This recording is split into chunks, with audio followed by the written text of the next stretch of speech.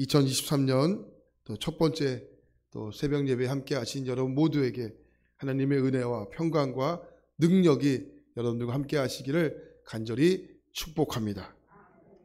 시편 120편부터 134편까지는 성전을 향해 올라가는 노래라고 되어 있습니다. 성전을 올라가는 노래는 하나님의 부르심을 받고 하나님을 만나러 가는 모든 예배자들이 불렀던 노래입니다. 그 예배자들이 어떤 마음으로 성전을 향해 올라갔겠습니까? 저는 그 마음 속에 하나님을 만나는 기대하는 마음이 있지 않았을까 생각해 봅니다. 바로 그 성전을 향해 올라가는 예배자들 또는 순례자들이 120편부터 134편까지 총 15개의 주제를 가지고 하나님께 노래하고 있습니다. 오늘 말씀의 시작은 이렇게 시작을 하죠. 여호와를 의지하는 자는, 여러분 하나님을 믿는 사람은 하나님을 의지하는 사람입니다. 이 말은요, 우리의 세상에 이러한 저런 세상에 유혹이 온다 할지라도 또 어떤 시험이 온다 할지라도 그것으로 인해서 흔들리지 않는 사람을 의미하는 거죠. 1절 말씀해 보니까 여호와를 의지하는 자는 시온산이 흔들리지 아니하고 영원히 있음 같도다.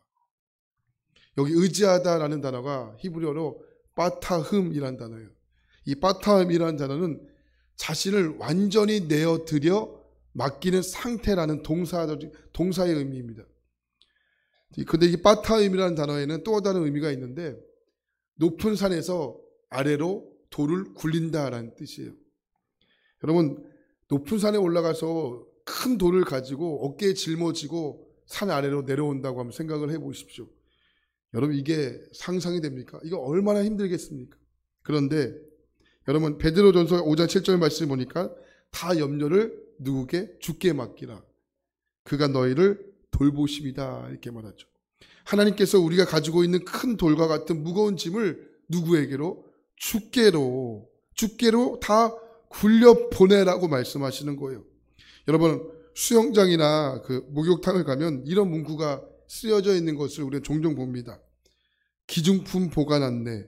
기중품은 매표소에 보관해 주십시오. 맡기지 않으면 분실품은 절대로 책임지지 않습니다. 네. 우리가 어떤 삶을 살고 어떤 환경에서 정말 중요한 것은 우리가 어떤 상황과 환경이 아니라 우리가 무엇을 의지하고 사느냐입니다. 저는 기도할 때 항상 빼먹지 않고 기도하는 게 있는데 그것은 뭐냐면 세상에 있었던 그 무거운 콘센트를 다 뽑아 누구에게 연결하는 겁니까? 주께 연결하는 거예요. 그러면 주님께서 있었던 그 힘과 능력이 고스란히 나에게 오는 거죠. 그것을 가지고 세상을 나가는 거죠. 네. 그러면 세상보다 우리 주님이 크기에 할렐루야. 그래서 승리할 수 있는 겁니다. 내가 아무리 발버둥 쳐도 승리할 수 없는데 주님이 하시기 때문에 승리하는 거죠. 네. 그래서 이런 말이 있습니다. 누군가를 조금의 의심도 없이 완전히 의지하면 그 결말은 두 가지 중 하나이다. 일생일대의 최고의 인연을 만나거나 일생일대의 최대의 교훈을 얻거나. 여러분 무엇을 의지하며 사십니까? 때로는 우리의 삶에서 예상과 달리 어려운 상황들이 찾아와도 신앙은 무엇입니까? 바타흐. 여호와를 의지하는 겁니다. 여호와를 의지하는 자는 어떤 상황 속에서도 흔들리지 않는다라고 주님이 말씀하시는 거예요. 내가 흔들린 것이 아니라 주님이 흔들리지 않게 해주시겠다는 거죠. 그래서 1절 말씀과 같이 시온산과 같이 흔들리지 않고 영원히 서 있도다. 성경에서는 산을 두 가지 의미로 사용합니다. 산은요, 변하지 않는 하나님의 신성을 의미합니다. 또 산은 우리가 넘을 수 없는 장벽을 의미하기도 합니다. 근데 오늘 말씀에서 말씀하고 있는 산은 어떤 산입니까? 시온산이라고 표현합니다. 지금 이 팔레스타인 지역은 바로 바람이 강하게 부는 지역이기 때문에 바람이 한번 불면 많은 부분이 바뀌게 됩니다. 그러니까 변화무쌍한 곳이 바로 팔레스타인 이런 지역입니다. 그런데 이런 지역에서도 변하지 않는 곳이 있다면 그것이 바로 산입니다. 산은 바람이 아무리 불어도 산 자체는 흔들리지가 않습니다. 근데 오늘 말씀에 그 산은 어떤 산이에요? 시온산이라고 표현하죠. 시온산. 하나님의 성전이 있는 곳. 네. 2절 말씀 보니까 산들이 예루살렘의 두름과 같이 여호와께서 그의 백성을 지금부터 영원까지 두루시리로다. 마치 이런 느낌이에요. 부모님이 사랑하는 자녀를 꼭 안아주는 것 같아. 그냥 꼭도 아니야. 그냥 꽉 안는 거예요. 꽉. 그러니까 하나님께서도 하나님을 의지하는 자들을 어떻게 해요? 꽉 안아주시는 거예요. 근데 언제까지 안아주세요? 지금부터 영원토록. 기억하세요? 지금부터요. 지금부터 영원토록 꽉 안아주시는 거예요. 근데 왜 하나님께서 우리를 보호해 주시고 흔들리지 않는 시온과 같은 산을 만들어 주시는 걸까요? 바로 이 세상이요, 우리의 믿음은 흔드는 일들이 상당히 많기 때문에 그래요. 우리가 잘 아는 말씀, 베드로전서 5장 8절 말씀 보니까 근심하라 깨어라 너희 대적 마귀가 우는 사자와 같이 두루다니며 삼킬 자를 찾나니. 그러니까 사자가 먹이를 찾아 헤매이듯이 마귀는 믿음의 성도들을 어떻게 하면 흔들릴 수 있을까를 찾고 있다는 거예요. 근데 우리는 집어삼키는 방법이 무엇인지 아시지 않습니까? 마귀는요, 우리의 외모에 관심이 없어요. 마귀는 우리에게 관심이 갖는 것은 오직 하나예요. 우리의 마음이죠, 마음. 왜 그렇습니까? 마음에서 주님을 만나기 때문에 그렇습니다. 우리의 마음을 흔들고 빼앗아 하나님을 의지하게 못하게 하는 것이 이 마귀의 전략입니다. 그러니까 여러분, 다 뺏겨도 우리의 마음만은 뺏기지 않기를 축복합니다. 우리 주님이 다 하실 수 있어요. 우리의 재산도, 우리의 건강도, 우리의 모든 것은 다 하실 수 있지만 주님이 함부로 하실 수 없는 곳이 단 한 군데가 있습니다. 그게 우리의 마음이에요. 우리의 마음은요, 주님께 열려야 주님이 들어와 우리와 함께 먹고 마신다라고 하시거든요. 그래서 주님을 가리켜 인격적인 분이시다라고 표현하는 거예요. 우리의 마음만큼은 함부로 할 수 없기 때문에. 세계대전 시대에 유대인들을 수용했던 이 아우슈비츠 수용소에 고문을 통해 수많은 사람들이 죽게 되지 않았습니까? 그때 그 죽음에서 이 남았던 작가 중에 예힐 디누후라는 작가가 있어요. 유대인 작가인데, 그래서 참혹한 수용소에서 사람을 가두고 독가스로 참혹하게 살해했던 아이히만 그 유죄 입증을 위해 법정에 나서게 됩니다. 그런데 법정에서 이 아이히만을 쳐다보면서 갑자기 쓰러져 울기를 시작합니다.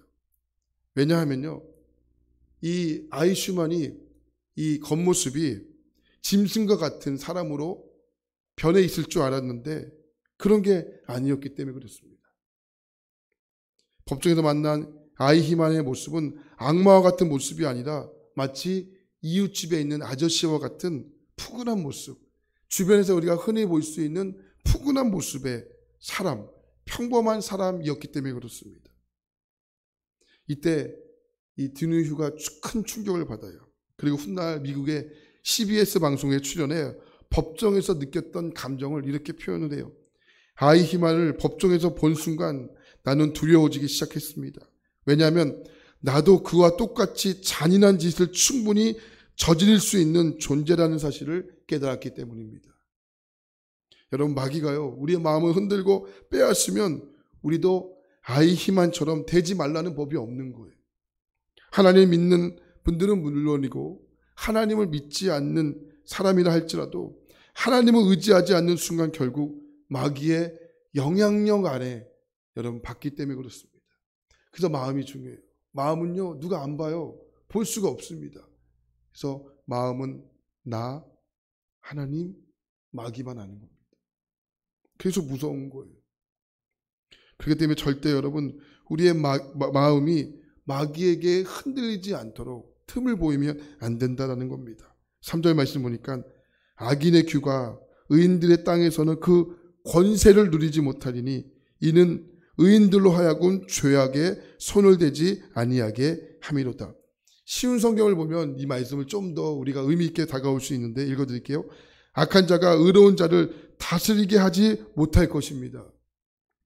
의로운 자들의 땅 위에 악한 자의 권세가 남아있지 않을 것입니다. 이는 의로운 자들이 악을 행하기 위해 그들의 손을 사용할지도 모르기 때문입니다. 하나님께서 악인들의 손에서 의인들을 지켜주시겠다고 하는 거예요. 왜요? 의인들이 죄를 범하게 하기 않기 위해서죠. 악인들이 누구일까요? 하나님을 의지하지 않는 자들입니다. 그럼 의인들이 누구입니까? 여호와를 의지하는 자들이겠죠. 그러니까 이것이 서로 부딪히는 거예요. 하나님을 의지하는 자들과 하나님을 의지하지 않는 자들이 서로 부딪히는 겁니다. 당연히 부딪힐 수밖에 없지 않겠습니까? 그런데 누가 권세를 가진 자처럼 보입니까? 세상에서 권세를 가진 자처럼 보이지만 주님의 시선은 그것이 아니라는 거예요. 여호와를 의지하는 자, 할렐루야. 여호와를 의지하는 자에게는 권세가 있다는 거예요. 주님의 자녀들이 이 땅에서 누릴 수 있는 복이 있다면 뭘까요? 물론 재물의 복, 건강의 복, 자녀들이 잘 되는 축복 다 좋습니다. 저도 이런 복을 받기를 누구보다도 원합니다. 그러나 우리가 이 땅에서 누릴 수 있는 최고의 복은요, 죄악으로부터 우리를 보호해 주시고 지켜 주시겠다는 거예요. 죄는요, 우리를 불행하게 만듭니다. 죄는요, 우리의 영혼을 파괴시킵니다. 그런데 그런 불행하고 파멸시키는 죄악으로부터 하나님이 우리를 꽉 안아 보호해 주시고 지켜 주시겠다고 하시는 겁니다. 여러분, 무슨 복과 비교할 수 있겠습니까? 여러분 기도할 때 하나님께 이 복 달라고 구하시기 바랍니다. 죄악으로부터 나를 하나님 꽉 안아 주십시오. 죄악으로부터 나의 마음을 흔들리지 않도록 해 주십시오. 기억하십시오. 마귀는 여러분의 겉모습에 관심이 없습니다. 어떻게 하면 여러분의 마음을 이렇게 뒤집어 놓을까? 여러분 마음을 뒤집어 놓을까에 관심이 있는 거예요. 여러분 마귀의 그 전략 앞에 여러분 속지 않기를 축복합니다. 여러분 마음은 주님의 성전입니다. 주님이 여러분의 마음을 다스리게 해주십시오. 여러분의 마음을 주께 내어 맡기십시오. 다윗이 이렇게 고백하죠. 시편 32편 1절에 허물의 사함을 받고 자신의 죄가 가려진 자는 복이 있도다. 마음에 간사함이 없고 여호와께 정죄를 당하지 아니하는 자는 복이 있도다. 우리가 보고 있는 성경에서는 복이 있도다라는 말이요, 제일 마지막에 나오지만 원어 성경에서는 달라요. 복이 있도다라는 말이 가장 먼저 나옵니다. 그래서 이렇게 읽으면 의미가 달라요. 복이 있도다 허물의 사함을 받은 자요. 복이 있도다 마음에 간사함이 없고 여호와께 정죄를 당하지 아니하는 자요. 너무 느낌이 다르지 않습니까? 다윗은 인간적으로 볼 때 엄청난 복을 받은 사람입니다.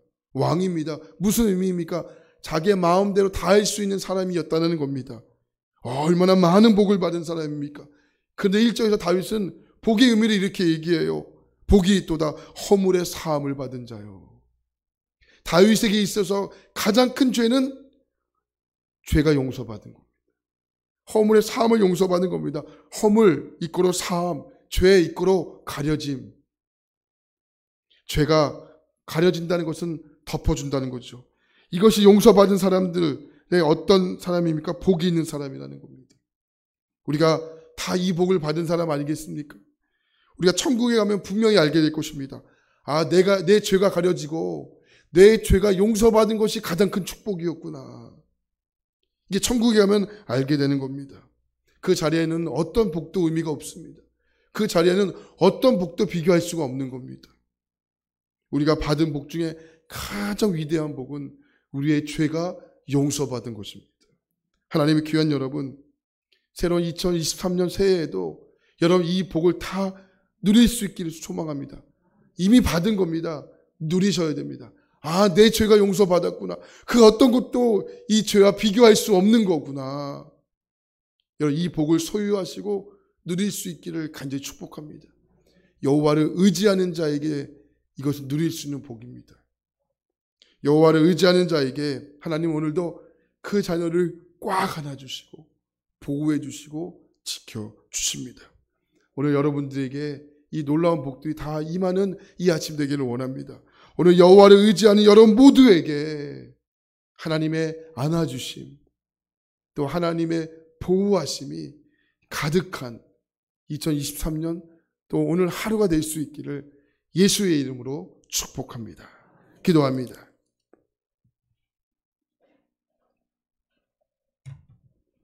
여호와를 의지하는 자